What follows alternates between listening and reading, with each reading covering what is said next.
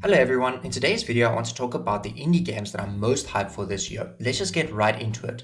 Tears of Metal. I'm very hyped for Tears of Metal, more so than most games actually coming out this year. If you don't know what Tears of Metal is, it's a medieval hack and slash co-op roguelike where you carve your way through hordes of enemies to reclaim your island with the help of your formidable Scottish battalion.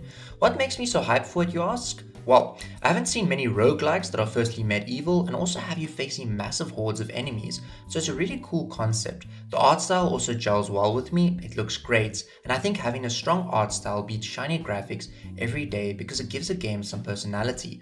There are also 5 playable characters, one of them being William Wallace, and well, this game looks about as historically accurate as the Braveheart movie.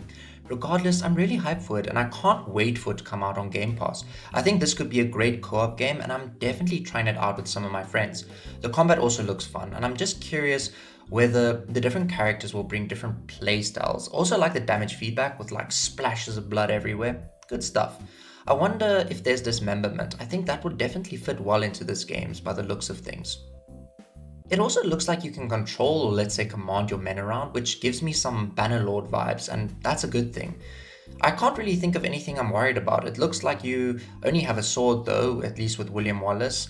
Imagine like if you played something like Hades 1 or 2 with only one weapon, the game would probably get boring eventually. But I'm sure the other characters have different perks, weapons, and playstyles, and as long as they have different weapons and ways to play, I don't think I'll get bored. Alright, let's move on to The Long Dark 2. If you haven't heard of The Long Dark, it's probably one of the hardest survival games ever made. You survive against the elements, mostly the cold. There are also some supernatural elements, but it's really just very grounded and realistic. I mean, you can sprain your ankle, get lost in a snowstorm, and then just get killed by a moose. Oh, and you only have one life, permadeath. The Long Dark Black Frost is the sequel, and why am I hyped for it, you ask? Apart from my love for the first game and my interest in survival, hell, if you watch some of my older videos, they have real life survival elements in it. It's the fact that it's co-op, I think. What made the first game so appealing was that empty, lonely feeling where it really was just you pushing yourself to survive as long as possible. What I want to see is how this one life system will work in a co-op setting, because everything becomes easier if everyone is healthy. So looking after a friend who is sick or injured is key. If he dies, you suddenly have more work to do, and your chances of survival drop massively. I think roles will also play a big part in this game. Who gets water, who makes fire, who finds food.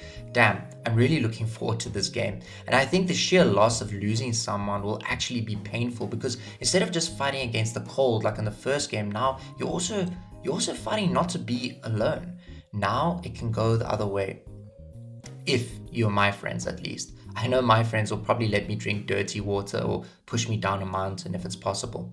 Also, in the trailer, it looked like there were other NPCs, so I'm wondering if there will be like moral conflicts in a sense. Like, if you come across survivors with food, do you take it or so that your group can survive longer, or do you leave it? And I'm sure there'll also be hostile enemies, but combat would be really risky. I mean, one life means you can't casually go raiding camps with your buddies.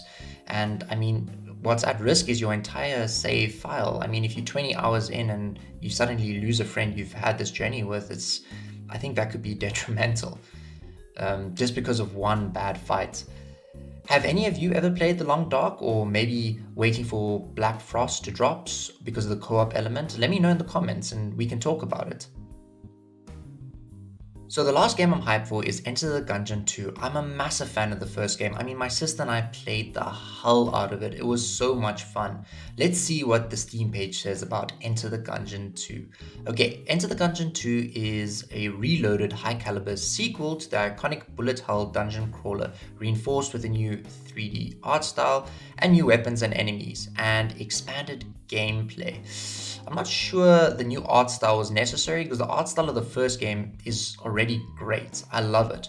But like I said, if this game is anything like the first game, it's going to be great. I also hope it has local co-op, because that was one of the main drawing points and one of the reasons that I actually played the first game. You also get to choose different characters with different gear and abilities, so I'm hoping they have some cool new Gungeoneers. I almost said Dungeoneers. They do say, yeah, though, choose from expanding roster of Gungeoneers full of both familiar and new faces. So it seems like we'll probably get some old characters and some new characters too. I'm also wondering how they'll expand on the gameplay, because the gameplay of the first game was already pretty tight and responsive, with the dodge roll being probably the most important move out of all of them. I'm mostly going into this like most people will with sequels, just hoping it's bigger and better. The first game had so many cool weapons, weapon synergies, secrets, bosses. Also, Enter the Gungeon was like more of a traditional roguelike. There aren't really any permanent upgrades. You get cash like in a run, and then you can come back and buy weapons that will appear during more runs. And floors were randomly generated as well, so like every run felt different. It was also my first exposure to a roguelike. I remember my friend had it on PC and explained how roguelikes worked. And the only thing I could really compare that kind of gameplay or game to was maybe like an arcade game. Like you put the coin in, you play, and then you die and you start all over again. And that's at least how I saw it back then. When I finally got it myself, though, I was hooked. It's really tough. It's very difficult, but I couldn't stop playing. So I'm really hoping they don't stumble with a sequel. So yeah, these are the indie games I'm most hyped for. I'm really just hoping none of them fumble it, especially The Long Dark 2 and Enter the Gungeon 2. These two games have massive shoes to fill. What indie games are you hyped for? Drop them in the comments and I'd love to check them out. And if you liked the video, please consider liking, commenting, and subscribing, or go watch some of my other videos and see if I'm worth a sub. Anyway, guys, thank you again. I will see you guys in the next one. Bye.